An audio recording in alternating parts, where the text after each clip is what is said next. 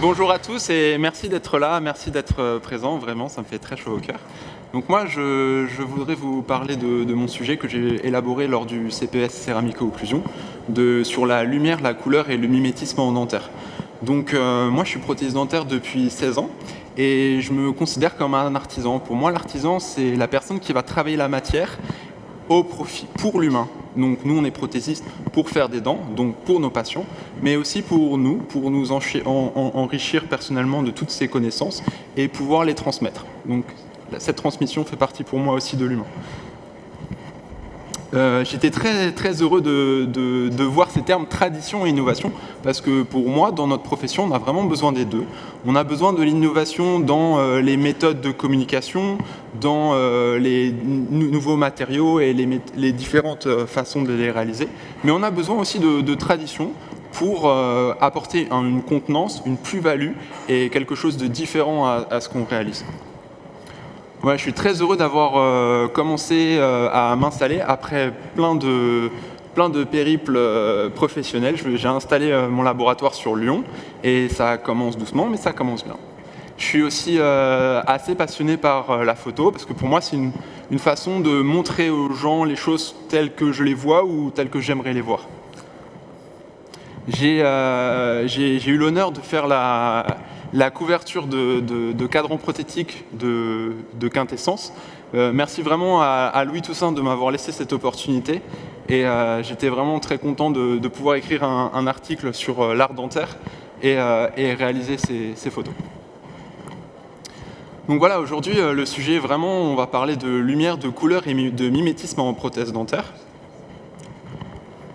Donc, nous, on est prothésistes, on doit réaliser des éléments prothétiques qui vont s'intégrer dans un système déjà présent. Le système, c'est la bouche du patient. Donc pour ça, ça va passer par la fonction, comme l'occlusion par exemple. Ça va aussi passer par l'adaptation pour pouvoir avoir des restaurations qui sont pérennes et qui vont apporter un confort au patient. Ça va passer aussi par l'esthétique pour sublimer le patient ou passer inaperçu en fonction de ce qu'on recherche. Donc en début, on va parler de lumière un petit peu, puis de couleur. En fait, enfin, on va voir l'œil. Donc l'œil, c'est l'organe qui est responsable de la vision. Après, on verra un petit peu d'optique avec l'optique des différents matériaux. On verra la couleur spécialement en dentaire, comme par exemple la fluorescence, l'opalescence et enfin le métamérisme. On verra la différence aussi entre le choix de matériaux qu'on va utiliser, entre des choses plus opaques et des choses beaucoup plus translucides. Donc en pratique, on va beaucoup parler de microstratification et l'importance de caractériser vraiment nos réalisations avant de commencer à stratifier. Et ensuite, on va parler de métamérisme et de choix de stratification. Donc voilà, tout d'abord, ça a été beaucoup abordé par mon ami Flo, donc je vais pas y passer beaucoup de temps, mais tout d'abord la lumière c'est une sensation visuelle, donc notre œil il est capable de capter en fait toutes les ondes qui sont comprises entre 380 et 780 nanomètres. En dessous de ça c'est les ultraviolets, on ne pourrait pas les voir, et au-dessus de ça c'est les infrarouges, on ne les verra pas non plus. Il faut faire attention parce que toutes les lumières ne se valent pas. Par exemple une lumière en coucher de soleil n'est pas la même qu'une lumière au zénith. Donc le soleil au zénith, la lumière va passer une quantité d'atmosphère qui est assez réduite, alors que lors d'un coucher de soleil, il va vouloir passer de manière tangentielle et donc être beaucoup filtré par l'atmosphère. L'atmosphère va capter et réfléchir des longueurs d'onde plus courtes comme le bleu, et il va nous être perçu des longueurs d'onde plus longues comme le jaune ou l'orangé. Donc pour nous c'est important parce que quand on fait un relevé de couleur, il faudra vraiment avoir quelque chose de reproductible. Et si on a une perception de A4 à un soleil couchant et de A1 à un soleil au zénith, forcément on ne pourra pas être fiable par rapport à ce qu'on fait. Attention aussi, toutes les lumières artificielles ne se valent pas. Par exemple, on a des tubes LED qui vont avoir des trous dans leur spectre photo. Et ce qui fait que, par exemple, là, si on prend l'exemple du tube fluo, si on a une teinte jaune, par exemple, on va la voir beaucoup moins bien qu'une teinte rouge. Donc c'est pour ça que c'est important pour nous de travailler sous un environnement constant, d'une part, mais aussi avec un spectre lumineux continu qui va nous pouvoir faire apprécier les différentes couleurs de la même façon, ou des flashs qui sont constants. Donc voilà, il faut savoir que dans le blanc, donc dans la lumière, il y a toutes les couleurs. Si on prend un prisme, comme les photos, c'est le petit clin d'œil aux photos de couverture de cadrans prothétiques. Si on prend un prisme et on fait traverser de la lumière blanche, on a à la sortie tout le spectre lumineux. Alors nous, on a différentes façons de cartographier la couleur. La plus importante pour nous, dont on parle beaucoup, c'est le LAB, avec L étant la luminosité. Donc un L à 100, c'est une luminosité maximale, c'est le blanc. Une luminosité à 0, c'est le noir. Ensuite, sur l'axe des A, on a le rouge, avec un A positif du rouge, un A négatif du vert, un B positif du jaune et un B négatif du bleu. Donc voilà, il y a 3 couleurs primaires. Et avec ces 3 couleurs primaires, en les mélangeant, on peut obtenir toutes les palettes possibles et inimaginables. Les 3 couleurs primaires sont le magenta, le cyan et le jaune. Et donc oui, comme on en parlait beaucoup, Florian, avec une lumière blanche, nous on voit une pomme rouge parce que les rayons lumineux qui vont être réfléchis ne vont être que les rayons lumineux rouges, tout le reste va être absorbé par l'objet, et du coup notre œil va pouvoir voir quelque chose de rouge. Donc l'œil, c'est l'organe responsable de la vision, et c'est très intéressant. En étudiant ça, j'ai appris beaucoup de choses. Par exemple, on a dans l'œil les cônes et les bâtonnets. Les cônes sont responsables de la couleur, alors que les bâtonnets sont responsables de la quantité de lumière. En fait, notre œil, il voit tout ce qu'on voit de manière distincte entre la lumière et les différents chromas, les différentes couleurs. Et c'est intéressant de voir aussi que les bâtonnets et les cônes ne sont pas situés au même endroit dans l'organe de l'œil. Par exemple, les cônes vont être situés au niveau de la fovea. Donc la fovea, c'est vraiment un tout petit endroit dans l'œil qui est face au cristallin. Et du coup, ce qui va nous permettre de voir très très bien une différence de couleur quand on regarde un objet très précisément. Mais si jamais on veut voir la luminosité, il va falloir faire appel du coup au bâtonnet et du coup avoir une vision beaucoup plus floue d'un petit peu plus loin. C'est-à-dire que quand on enregistre la couleur, donc la notion la plus importante, c'est la luminosité. Il va falloir d'abord voir la dent dans son ensemble et ensuite venir regarder les différents détails. Il faut faire attention à ne pas saturer l'œil d'informations parce que sinon on va se perdre dans des détails et on va perdre du coup cette notion de luminosité. C'est important aussi de voir qu'on n'a pas le même nombre de cônes responsables de la couleur en fonction des différentes couleurs. Par exemple, pour les cônes S, on n'en a que 4%, donc qui sont responsables du bleu, alors qu'on a 75% des cônes qui sont responsables de la vision du rouge. Donc par exemple, quand on reproduit une teinte, il faudra faire vraiment attention à l'élaboration du rouge, parce qu'une toute petite différence de quelques points de rouge va être détectable, alors qu'une différence de bleu sera moins détectable, imperceptible. Alors au niveau des matériaux qu'on utilise, on utilise la céramique dentaire pour reproduire la majorité de nos restaurations en prothèses fixées. Il faut savoir que la lumière, quand elle vient traverser un matériau, il y a un matériau transparent, il y a une partie qui est réfléchie directement, ce qu'on appelle la réflexion spéculaire, et il y a une autre partie de la lumière qui va venir rentrer dans le matériau, qui va être réfractée. En fonction de la vitesse de propagation de la lumière dans ce matériau, la lumière va venir faire un certain angle. Et donc ce qui est intéressant, c'est de voir que en fait, nous, les matériaux dont on dispose, donc comme la céramique, a un indice de réfraction de 1,52. Et par exemple, ce qu'on essaye de reproduire, donc une dent, est constitué d'émail et de dentine. Et ces deux matériaux dentaires ont des indices de réfraction différents. Donc non seulement ils n'ont pas le même indice de réfraction que la céramique, mais en plus de ça, nous on a un matériau qui est unique, alors que l'émail et la dentine se comportent de manière optique différemment. Donc qu'est-ce que ça va engendrer? Ça va engendrer que quand on reproduit donc une dent avec une céramique, on a des trajectoires beaucoup plus simples parce que la lumière vient pénétrer la dent, la céramique, rentre dans la matière et peut passer au travers de l'émail et de la dentine de façon indifférenciée. Alors que sur un tissu dentaire, il y a une première réfraction au niveau entre l'air et l'émail, puis une deuxième réfraction entre l'émail et la dentine. Donc on va avoir des trajectoires optiques beaucoup plus complexes. C'est pour ça que pour nous, c'est important, entre l'émail et la dentine, de venir placer des transparents colorés, par exemple, ou des masses beaucoup plus réfléchissantes qui vont renvoyer, disperser la lumière.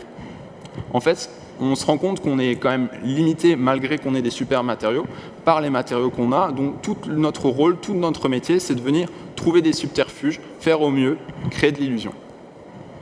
Donc voilà, c'est toujours intéressant de comparer à la nature, comparer à ce qu'on essaye de reproduire finalement, parce que c'est le but. Donc nous, nos dents, elles sont composées d'émail, de dentine et d'une jonction amélodentinaire qui est composée de beaucoup de protéines. Et du coup, il va y avoir des trajectoires très complexes de la lumière au niveau de cette jonction amélodentinaire. Et c'est intéressant de voir aussi que la lumière qui est captée par la couronne dentaire, du coup, se prolonge au niveau de la dent, comme une fibre optique finalement, et va venir illuminer les tissus environnants, comme la gencive et les tissus mous. Donc voilà, comme je l'ai dit, en dentisterie, du coup, le plus important, c'est de se focaliser sur la luminosité. Une toute petite différence de luminosité dans nos restaurations va être perçue. Et ensuite, ça serait la saturation. La saturation, c'est la quantité de pigment. Est-ce qu'on est sur un A1 ou un A3,5 ? Et ensuite, ça sera la teinte. La teinte, c'est est-ce qu'on est sur une dominante plus jaune ou une dominante plus orangée ? Est-ce qu'on est sur un B ou un AA, un A ? Ensuite, il y a des notions complémentaires un petit peu plus subtiles comme la fluorescence, l'opalescence, la transparence ou la translucidité, la stratification, c'est-à-dire de quoi est composé notre dent, les effets dentinaires, les différentes coupes, etc. Ensuite, c'est les caractérisations. Est-ce qu'on a des fonds de sillon un petit peu orangés, etc. Ensuite, la texture de surface, la quantité de lumière que va renvoyer l'objet. Et ensuite, est-ce qu'on a des effets nacrés ou ambrés, comme sur des dents très jeunes avec les effets nacrés ou des effets ambrés avec des dentines infiltrées. Voilà, la fluorescence, c'est quelque chose dont beaucoup de gens parlent. Ça a ce côté un petit peu mystique où je le vois à quasiment toutes les conférences. Et en même temps, c'est un terme qui est assez peu démystifié. Alors, je vais essayer de vous l'expliquer de manière assez simple. La fluorescence, c'est une propriété optique qu'ont les matériaux à capter des longueurs d'onde courtes, comme les ultraviolets, donc qui ne sont pas visibles, et de les renvoyer sous des longueurs d'onde beaucoup plus longues dans le spectre du visible. Donc ça, c'est une propriété optique qu'ont beaucoup de minéraux, mais qui ont aussi nos dents, en particulier les dents jeunes et la dentine. La dentine est vraiment très très fluorescente. Donc c'est intéressant vraiment parce qu'on voit beaucoup de choses et on nous montre que les matériaux sont fluorescents. Et c'est vrai, ils sont fluorescents. Ça, c'est des photos que j'ai fait sous lumière noire. Et c'est vrai que c'est fluorescent dans une certaine mesure, mais quand on le compare à des dents extraites, on voit bien qu'on est très très loin du compte. Donc voilà, faut faire attention à ça. Même si c'est une dimension qui est difficile à communiquer et à réaliser, il faut en être conscient. Et là, par exemple, sur cette facette, sur la 11 qui s'intègre plutôt bien, on est content, bon, on a fait le job. Et quand on l'illumine sur une lumière noire, donc avec des lumières de boîte de nuit, on voit que la dent paraît beaucoup, beaucoup plus sombre. Pourquoi ? Parce que les matériaux qu'on a utilisés sont beaucoup moins fluorescents. Et du coup, la céramique va nous renvoyer beaucoup moins de lumière. C'est intéressant de voir aussi, j'ai beaucoup aimé de prendre cette photo, qu'on voit par transparence la fluorescence du moignon, on voit la préparation qui a été faite. Ça, c'est aussi pour inviter les gens à réfléchir sur le gradient thérapeutique et de se rendre compte que c'est beaucoup plus difficile pour nous de faire une dent transvissée ou sur un faux moignon, par exemple, qu'une facette pelliculaire. Enfin, c'est d'autres difficultés, disons. Alors maintenant, je vais vous parler de l'opalescence. L'opalescence, c'est quelque chose de très très beau, presque mystique qui se passe au niveau des dents. C'est une notion qui est difficile à expliquer, mais de manière très simple, en fait, c'est une propriété optique qu'ont certains matériaux à transmettre les longueurs d'onde longues, donc c'est-à-dire tout ce qui va être jaune, orangé, et à réfléchir tout ce qui est longueur d'onde plus courte, comme le bleu par exemple. Donc moi j'aime beaucoup toujours me référer à la nature. Donc ça c'est une canine que j'ai découpée fin et que j'ai comparé du coup à un transparent opalescent et à un transparent neutre. Et on voit que ce transparent opalescent, en fonction de l'incidence de la lumière, il reproduit vraiment les propriétés optiques de la dent. C'est intéressant de voir aussi en haut à droite que quand on met une lumière tangentielle à une masse opalescente, alors qu'il n'y a pas de couleur à l'intérieur, le matériau va venir filtrer la lumière et nous réfléchir différemment certaines couleurs. Je trouve cette photo super belle, on voit vraiment l'opalescence, pour moi c'est la métaphore de l'opalescence, avec ces effets, ces bords libres qui sont bleus parce que la lumière, donc les longueurs d'onde bleues, nous ont été réfléchies, et ça laisse passer tout ce qui est longueur d'onde plus jaune-orangé, et là qui a été juste réfléchi par un miroir. Pour moi, cette photo explique vraiment bien. L'état de surface aussi, très important. Il faut savoir qu'en fonction de l'état de surface qu'on reproduit sur nos prothèses, on va avoir une différence entre la quantité de lumière qui réfléchit directement et la quantité de lumière qui va pénétrer dans la dent. Plus une dent est brillante, plus on va avoir une réflexion spéculaire, donc c'est-à-dire un effet miroir important, mais à contrario, la lumière va pouvoir énormément passer au travers de cette pièce prothétique, et du coup ça aura tendance à abaisser un petit peu la luminosité. Là par exemple c'est des photos qui ont été faites avant polissage mécanique qui paraissent plus lumineuses que ce qu'on a fait après polissage mécanique. Et c'est très intéressant aussi pour nous d'observer donc toujours la nature. Ça c'est des dents extraites, pour moi ça c'est mon mentor, c'est vers quoi je veux aller. Et quand, même si on fait plusieurs dents, donc effectivement l'état de surface est un petit peu moins important, mais c'est important de voir aussi qu'il y a des zones qui sont convexes, qui vont être polies par le bol alimentaire et par les lèvres, et des zones beaucoup plus concaves, qui vont rester satinées, beaucoup plus anarchiques on va dire, et qui va renvoyer la lumière de manière complètement différente. Donc nous, quand on veut mettre en valeur quelque chose, par exemple une ligne de transition, c'est bien d'avoir un état de surface beaucoup plus poli que quelque chose qui va être satiné et qui va paraître un peu plus loin de nous. Donc là, j'aimerais vous parler de métamérisme. Le métamérisme, c'est le fait qu'on puisse voir un même objet de manière différente en fonction de deux lumières différentes. Si on prend un objet illuminé par exemple par une lumière solaire, et là on fait changer la lumière et on passe par une lumière beaucoup plus chaude par exemple, on se rend compte qu'on ne va pas avoir les mêmes sensations visuelles, on ne va pas avoir les mêmes couleurs qui vont être réfléchies, absorbées. Donc là par exemple les photos de droite ont été faites au flash, et donc la réalisation de la 21 est plutôt ok, et en lumière solaire on voit qu'il y a quelque chose qui est complètement différent qui se passe, et la teinte a tendance à être beaucoup plus grise. Alors la fluorescence peut être une des idées, mais il y a beaucoup plus de choses. On a des matériaux qui réagissent différemment. Donc il faut en être conscient, il faut essayer d'y pallier autant qu'au faire se peut, mais il faut aussi rester humble par rapport à ce qu'on peut faire. Je voudrais vous parler aussi d'une propriété optique qu'a la zircone d'être biréfringente. C'est-à-dire qu'au lieu d'avoir un indice de réfraction uni comme la céramique par exemple, la céramique stratifiée, il va y avoir plusieurs indices de réfraction, c'est-à-dire que la lumière va pénétrer le matériau, ensuite être réfractée plusieurs fois, et donc ce qui va nous donner vraiment quelque chose de hyper lumineux. C'est comme si la lumière va être emprisonnée dans ce matériau.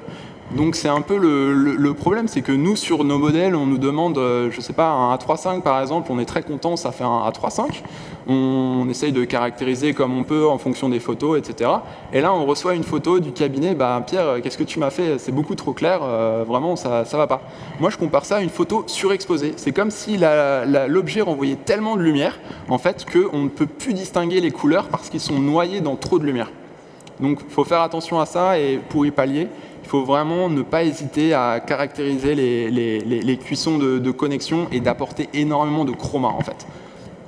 C'est intéressant de voir aussi, donc là c'est des prothèses qui ont été réalisées mais sur des bases opaques, Et du coup, on voit que la lumière est stoppée du coup, par ce matériau opaque dont on avait besoin parce que peut-être il y avait des restaurations métalliques, on ne sait pas. Mais n'empêche qu'au niveau des tissus mous, au niveau des tissus environnants, on est quand même sur quelque chose de beaucoup plus gris. Donc malheureusement, la prothèse, c'est toujours le choix du moindre mal. Mais là, on n'a peut-être pas pu faire autrement, mais il faut savoir que esthétiquement, ça peut avoir des enjeux. Intéressant aussi de voir le rôle de la couleur, parce que j'ai beaucoup parlé de luminosité, mais en fait on se rend compte que sur une prothèse, là par exemple cette 16 qui a été plutôt bien intégrée, si jamais on enlève la couleur et qu'on la passe en noir et blanc, c'est vraiment la cata. En fait pour moi la couleur c'est vraiment ce qui va pouvoir permettre de donner beaucoup plus d'individualisation, d'aller chercher beaucoup plus de quelque chose de beaucoup plus individualisé, beaucoup plus qualitatif. Ça, c'est un travail que j'avais fait il y a quelques années. C'est un bridge de 13 à 23. Et sous la 12, il y avait un faux moignon qui était métallique, qui n'avait pas été opacifié, etc. Mais dont on était obligé de conserver, donc on était obligé de faire avec. Et moi, j'ai fait donc la même zircone. Et on se rend compte que juste au niveau de la 12, alors que la stratification est la même, on pourrait penser que la luminosité à cause du faux moignon, va être plus basse. Et en réalité, si on fait des mesures LAB, on se rend compte que c'est la valeur de rouge qui chute. Comme si ce faux moignon métallique allait nous renvoyer du vert et du coup capter ce rouge et abaisser la valeur de rouge. Donc faire attention quand on fait des restaurations en zircone au rouge. C'est vraiment quelque chose que, je ne sais pas s'il y a eu beaucoup d'études, mais en tout cas c'est un constat personnel. Florian l'a beaucoup abordé, mais voilà. Pourquoi la microstratification? C'est un terme assez galvaudé dont tout le monde parle maintenant. Tout le monde fait que de la microstratification, c'est assez à la mode. Mais voilà, je voulais vous poser, pour que vous puissiez vous poser la question, pourquoi la microstratification, au-delà de faire comme tout le monde fait.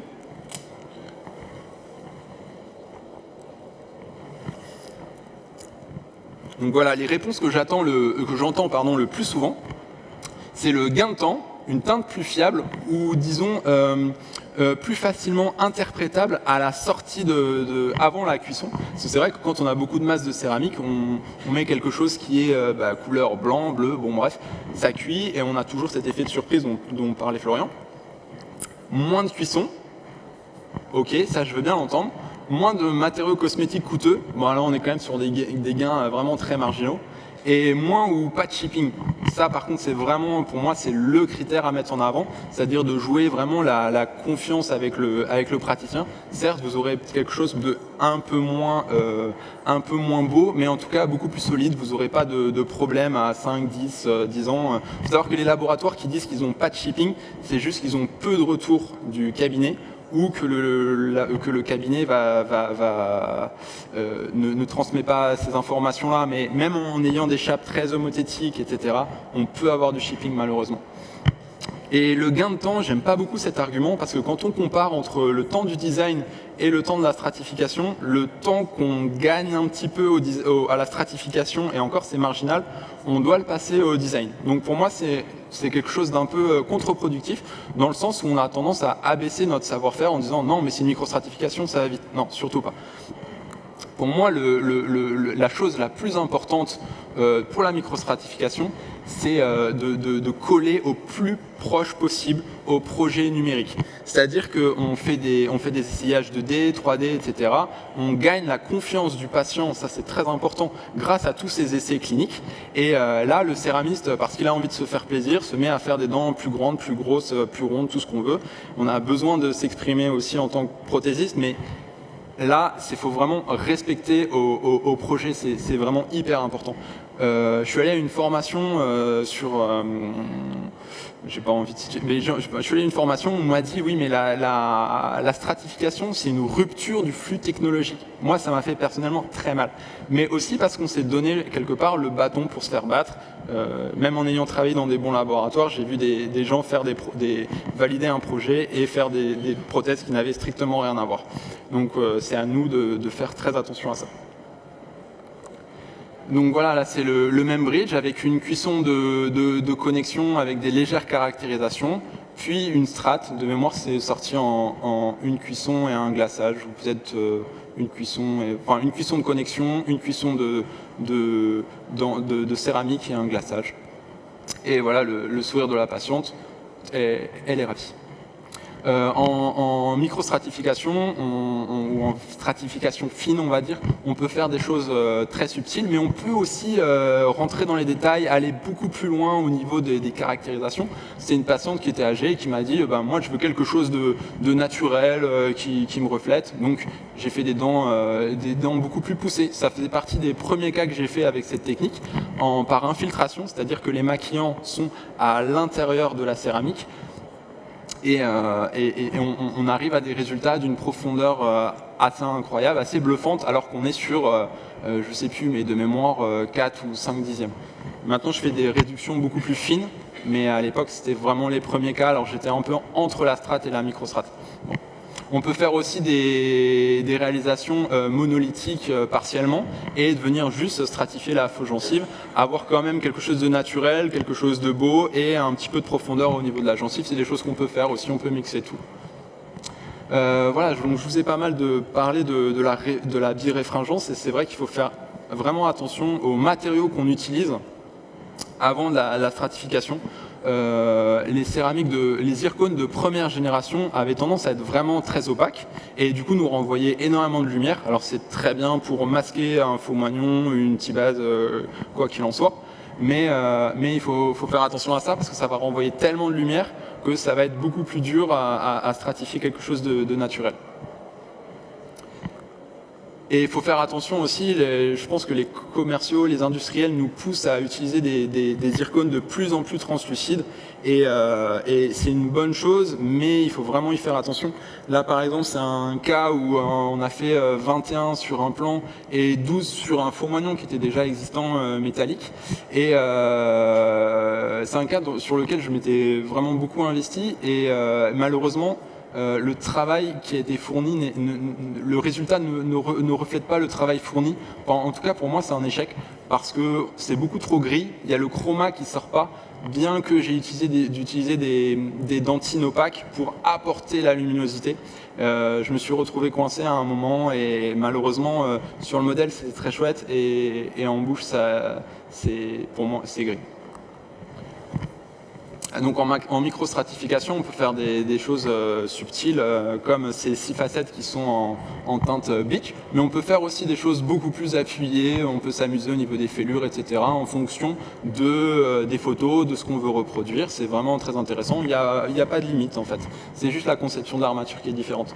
La seule limite pour moi, ça va être au niveau de l'opalescence, parce que comme on vient bloquer la lumière, on ne va pas avoir ce jeu de lumière transmise et de lumière réfléchie.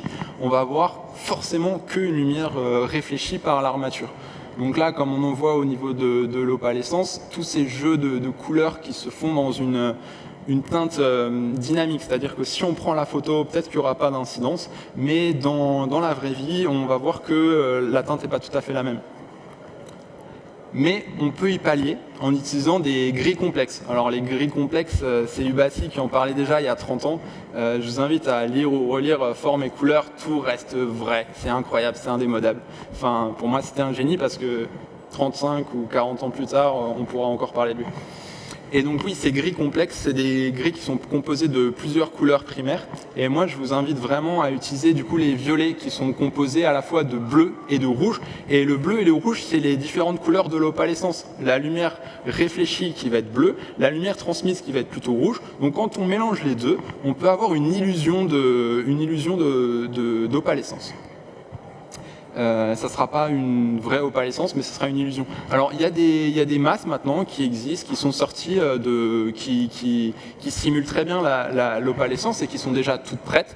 Néanmoins, je trouve ça intéressant de comprendre cette logique de bleu et de rouge et de pourquoi. Je pense que quand on comprend les choses, quand on les vit vraiment, on arrive à des résultats qui sont bien différents. Voilà, j'aimerais vous inviter aussi à caractériser vraiment en amont, avant la stratification, de vraiment créer déjà beaucoup d'effets en interne.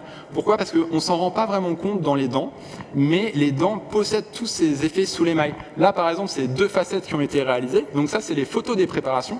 Et on se rend bien compte que sur les latérales qui paraissent plutôt unies, en fait, quand on enlève, donc par préparation à la fraise, on enlève une toute petite couche d'émail, on retrouve ces opalescents, on retrouve ces flammes d'antinaire, on retrouve ces effets un peu ambrés, peut-être dû à une infiltration d'antinaire. En tout cas, tout est là, légèrement caché par la dentine, et c'est pour nous la même philosophie de travail en microstratification, c'est-à-dire qu'on va apporter toute la couleur en sous-jacent, et ensuite avec l'émail, on va venir apporter un peu plus de luminosité pour avoir de la profondeur. Donc voilà, toujours intéressant de se comparer à la nature et de voir que sur des dents qui sont préparées, on a vraiment beaucoup de découpes, des lobes, etc. Moi, j'aime beaucoup la peinture et la peinture m'a beaucoup appris. Pour moi, c'est quelque chose qui m'a permis de passer un autre cap dans ce que je réalise au quotidien. Ça, c'est des tableaux de Pissarro, qui est un impressionniste. Et c'est très intéressant de voir comment il a réussi à faire que les personnages se détachent du reste de la toile. Il faut savoir que notre œil, il est toujours interpellé en premier par ce qui est luminosité. Donc, quelque chose qui est lumineux va ressortir à notre œil bien plus vite. Alors que les couleurs, par exemple, dites que nous, on va qualifier d'absorption, comme le violet, comme le bleu, vont nous paraître beaucoup plus loin du sujet. De la même façon, voilà, une couleur chaude va nous paraître plus proche qu'une couleur froide. Donc c'est intéressant pour nous, dans notre microstratification, en amont, de venir déjà, alors qu'on peut partir sur une base complètement plate, mettre beaucoup de relief, comme si c'était une sculpture finalement, l'illusion de transparence, de dimension. À une époque, je faisais des designs avec beaucoup de lobes, d'antinaires, etc., des flammes, etc. Et en fait, je me suis rendu compte que ça ne servait pas forcément à grand-chose. Qu'en quelques dixièmes, on pouvait apporter cette illusion grâce à ça, avec des effets mamelons beaucoup plus lumineux, beaucoup plus chauds, et des masses d'absorption qui vont nous donner ce relief. Là, c'est ce que Léonard de Vinci a voulu faire. La première chose qui nous appelle le regard, c'est le visage de Mona Lisa, la poitrine, puis l'arrière-plan. Et c'est intéressant de voir qu'en arrière-plan, il a quand même suivi cette logique de mettre les couleurs chaudes en amont et de mettre les couleurs froides plus loin. Donc, quand on voit ce tableau, le regard va cheminer, donc d'abord vers le visage, puis vers l'arrière-plan, et va cheminer. C'est marrant, il a fait des chemins, donc c'est vraiment de donner une dimension, que le regard se perde, comme s'il pouvait contempler ça pendant très longtemps et toujours voir des dimensions différentes. Donc c'est ce que j'ai humblement essayé de reproduire avec les maquillages Evocolor, et j'ai pris beaucoup de plaisir. Merci. Mille excuses, c'est la Ceram Art qui est vraiment super et qui nous donne des teintes, par exemple pour la gencive, qui sont vraiment très pertinentes qu'on n'avait pas avant. Et c'est tout con, mais j'en ai mis pas mal au niveau de tout ce qui est rouge. Là aussi, on ne se rend pas compte, mais en fait, j'ai dû apporter dans le visage énormément de rouge. C'est des choses qu'on n'a pas conscience et qu'on apprend en faisant.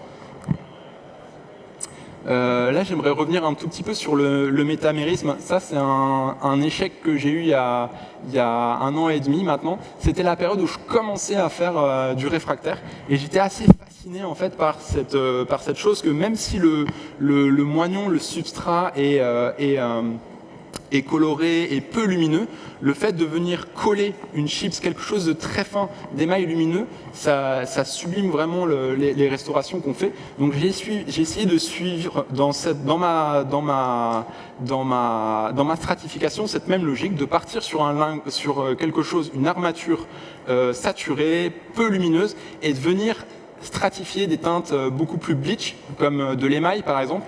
Alors c'est très joli, ça donne énormément de profondeur aux restaurations. Le seul problème, c'est qu'en fait, on a une zircone et une stratification sur des silicates, et les matériaux vont s'exprimer différemment en fonction de la luminosité. Par exemple, en plein soleil, il n'y avait aucun problème. En forte luminosité, c'est les masses externes de la dent qui ont tendance à s'exprimer, donc tout ce qui est émail. Et en faible luminosité, donc comme on le retrouve là plus à droite, c'est plus le substrat, les masses profondes. Donc c'est intéressant de voir qu'en fonction de la luminosité auquel est exposé l'objet, on va avoir des sensations colorées complètement différentes. Et du coup, cette patiente me disait, ben oui, mais quand il y a peu de lumière ou quand je fais des vidéos, et la centrale et la latérale sont totalement grises. Et donc on a dû recommencer. Mais c'est comme ça qu'on apprend, on peut le voir comme un échec ou comme un apprentissage. Alors en conclusion, j'aimerais vous dire que l'apprentissage de la couleur, pour moi, il est fondamental.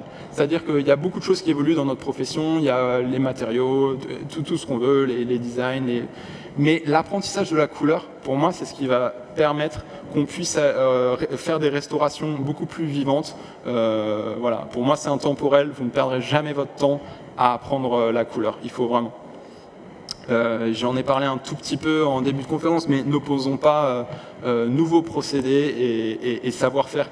Il y a 30 ou 40 ans, il y avait des céramistes hyper talentueux qui étaient capables de faire des choses que peu de personnes parmi nous seraient capables de faire avec beaucoup d'humilité. Et du coup, c'est pour ça, c'est pas des nouveaux matériaux qui nous ont permis de faire mieux, ça nous aide, mais néanmoins, on a besoin d'énormément de compétences et c'est ça qu'il faut mettre en valeur. Donc tradition, innovation.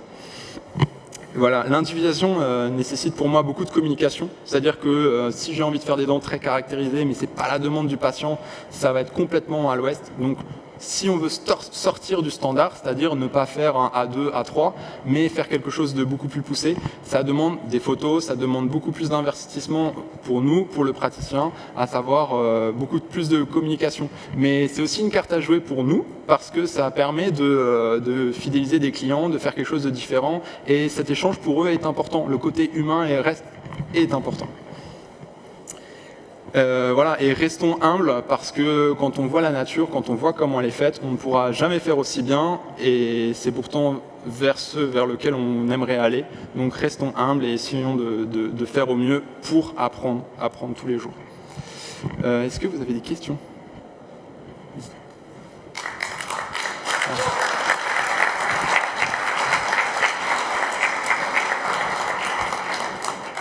Bonjour, merci, super présentation. J'ai juste une question, il semblerait que la fluorescence et l'opalescence soient super importants aujourd'hui par rapport à ce que tu nous as montré aujourd'hui. Est-ce qu'on sait maintenant qu'on a beaucoup de moyens de mesurer les couleurs avec la technologie, sans la technologie, enfin, avec plein de méthodes aujourd'hui. Est-ce qu'il y a des méthodes et des technologies pour mesurer l'opalescence et la fluorescence ? C'est une très bonne question. Tu peux acheter des lampes fluo, des lampes. Alors ça ne va pas être des choses proposées par les industriels du dentaire, mais tu peux acheter des lampes de boîte de nuit, des lampes fluo, et de le mesurer à quelque chose que tu connais, comme par exemple une dent qui a été extraite, etc. Effectivement, il y a des matériaux qui ne sont pas du tout fluorescents comme la zircone, mais tu peux apporter grâce au glaze fluo un petit peu de fluorescence. On sera, à mon sens, déjà un peu plus naturel, mais on restera en deçà d'une vraie dent, malheureusement. Mais tu peux le comparer comme ça. C'est un peu laborieux, c'est un peu empirique, mais ça vaut le coup, ne serait-ce que pour toi, pour apprendre. Bravo Pierre, c'était vraiment très intéressant et des magnifiques photos. Sur une centrale où tu n'es pas très satisfait, je pense que c'était une céramique stratifiée. Voilà. Donc tu l'as très bien expliqué au début. La lumière donc passe aussi par la racine. Et ça, c'est une situation qu'on comprend depuis très longtemps. C'est pour ça qu'en céramo-métal, on faisait des joints céramiques. Et bien là, on partage aussi les mêmes inconvénients quelquefois. On a cette lumière qui va traverser la racine, mais qui est un morceau de métal, qui est du titane, évidemment, pour cet implant. Et cette couleur du titane va remonter dans la dent. Donc j'ai essayé de travailler dessus pour limiter justement ce problème. Et on a travaillé entre autres sur la partie de l'épaulement de notre transvissé, en ajoutant un mélange donc d'antinopaque avec des liners. Liner de chez GC par exemple, il est opacifiant, mais en même temps, il est aussi fluorescent. Donc il va nous amener une lumière intéressante. Mais ça ne marche pas dans tous les cas non plus. Après, il faudrait essayer la foule, qui avec certaines zircones vont bloquer justement cet effet gris, mais qui aussi nous amène quelquefois l'inconvénient de ne pas avoir suffisamment de transparence. Voilà. Donc c'est un sujet très intéressant. Et pour les futurs candidats du CPS, un travail à essayer. Il reste beaucoup de choses à faire. De trouver des réponses. Est-ce qu'il y a d'autres questions ? Après, si vous êtes timide, on en reparle après. Je voulais dire merci à quelqu'un aujourd'hui. Je voulais dire merci à Pablo, mon petit frère. faut savoir que cette présentation a été faite en grande partie avec lui, à la BU évidemment, la veille de la soutenance, sinon c'est pas marrant. Et lui travaillant sur son partiel de psycho, moi en travaillant sur l'élaboration du coup de cette soutenance de CPS. Donc on a beaucoup passé de temps ensemble, on s'est bien amusé. Donc merci Pablo. Merci Pablo.